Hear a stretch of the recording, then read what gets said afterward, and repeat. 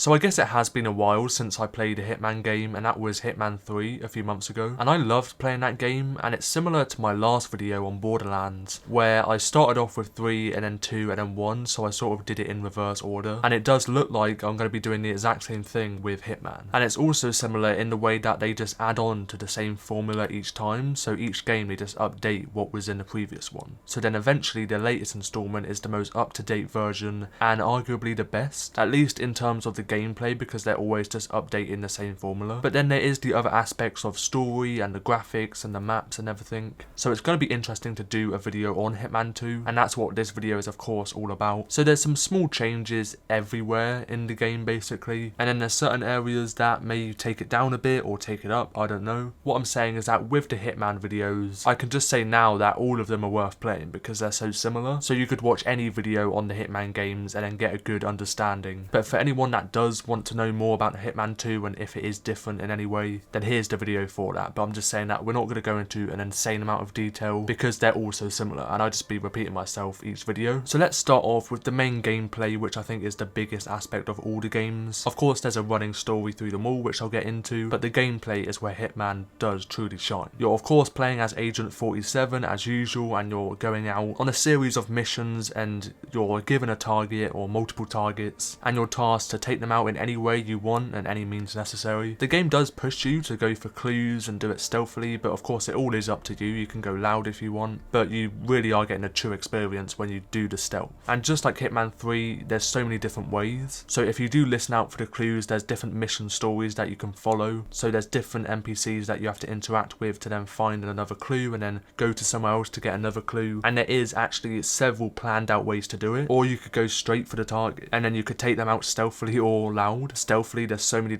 different ways of, you know, poisoning their drink or just shooting them in the head or choking them out or using any equipment like a fire extinguisher on their head or different weapons that you're given before you go in. So you can conceal different items that you start with, various guns, or you can pick them up as you go. And one of the main things that I use a lot, and I did in 3 as well, is the disguise. So basically anyone that you take down or kill, you can basically take their clothes and then you disguise as them, meaning you can trespass to different locations and get past security without getting noticed. But of course if you are suspicious and start doing other stuff, then they will pick up on that and you have to be extra careful. The difficulties of the game go by casual, professional and then master, which I think you know if you do master that's going to be the hardest, and casual is the most casual one, meaning the NPCs take longer to detect you. There's no cameras on casual as well, and then master will add more security cameras and more, you know, guards, less places to hide the bodies and move different items away, and just everything is basically harder. I would say go for professional, but it really is up to you. But on casual you're not really getting as much freedom in what you want to do. There's less, you know, experimentation and just less content because it's all stripped down. But if that's your thing, then of course go for it. In fact, I have actually played casual again once I've beaten the map, just so I can rerun it and see what's different. Another thing great about the gameplay, just like in Hitman 3, is obviously distractions that you can do. There's so many interactive items, like turning off generators or turning on ovens and stoves. Basically any electrical item you can basically turn on, you can run taps and overflow them. And going back to how you want to take people down, you can obviously pick up a load of different items. You can throw different items like bricks and coins and apples, basically anything. Now I do want to talk about the movement because everything I've mentioned so far, it has basically stayed the same. I just wanted to mention it for anyone that hasn't played any of the Hitman games and this is their first one. But with the movement, I must say it is still quick and smooth, just like Hitman 3, not much difference in that. It might be a tad bit slower, but I didn't notice anything, so I don't think it is. But in the parkour aspect, I must say it is a little bit less fluid. It's a little more clunky and just overall not as smooth, and also not as quick as well. Looking back at Hitman 3, climbing up pipes and scaling along walls and jumping into windows, all of that is a little bit quicker. It's obviously not a big deal, I know, but having that quicker movement would have been nice, and there obviously is going to be differences. I'm just trying to find the differences, and that is definitely one of them that I probably noticed the most. I just had to get used to that different movement in the parkour side. And also the maps in general, there is just less climbing to do, so that also makes it that less of a big deal. I feel like just the NPCs are a little less responsive in this as well. Obviously they're still fine, nothing crazy, but in terms of you trying to distract them or, you know, going past them, they're just that little less responsive, and it would have been good if it all, you know, was a bit quicker. So yes, overall Hitman 3 does have the best gameplay for me, and I'm sure many others, because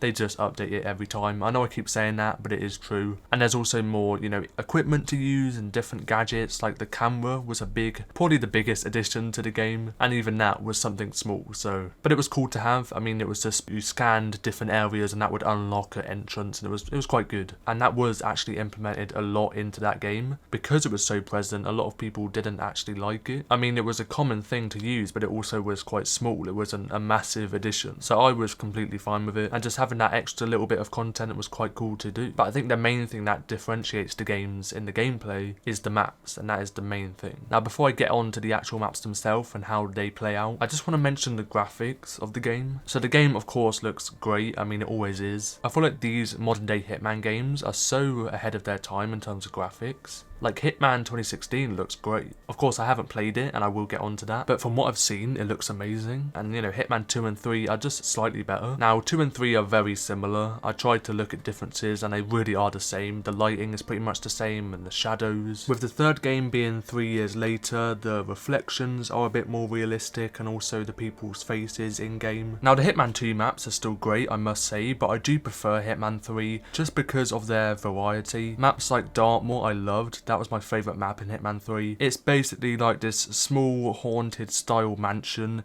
in the middle of this rural location, similar to Knives Out, if you know, you know. And even though it's so small, there's so many different ways to go about that, and this is another thing of how the parkour and the scaling was pushed in Hitman 3. And that map specifically, you could go anywhere around it and manage to get in some way, through so many different entrances and climbable ledges. I loved it. It's such a unique one. Whereas in Hitman 2, there is still a bit of variety. They're not all the same, of course, but the parkour isn't as present in that game. There's less areas to climb, and it's also great that they did improve the parkour in Hitman 3 because there is more of it to do. But maps in Hitman 2 like Mumbai and Santa Fortuna and Whittleton Creek, a lot of them are very open and big, and that doesn't always make it good. I mean, some maps are small towns, that's the whole map, compared to Hitman 3 where a lot of them were just set in one building and that was it, and you're inside for the whole of the mission. Some people might like the open areas and having to, you know, travel across the map to different buildings with multiple targets. Some people may prefer that, but I just feel like it would be cool to have maybe both because a lot of them are open. It would be cool to have that change in pace where it's a small